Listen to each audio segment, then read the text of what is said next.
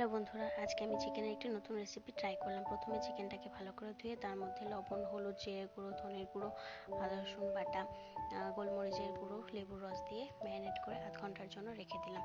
তারপর কড়াই তেল দিয়ে চিকেনগুলো ভালো করে ভেজে নিলাম। তারপর ভাজা তেলটির মধ্যে এলাচ, দারচিনি, লবঙ্গ, পেঁয়াজ কুচি, আদা রসুন বাটা, টমেটো, কাঁচা লঙ্কার পেস্ট, জিরে গুঁড়ো, ধনের গুঁড়ো, লঙ্কার গুঁড়ো, লবণ, হলুদ দিয়ে ভালো করে কষিয়ে নিলাম। তারপর একটু জল দিয়ে দিলাম। তারপর জল দিয়ে কষানোর পর তার মধ্যে একটু টক দই অ্যাড করে দিলাম।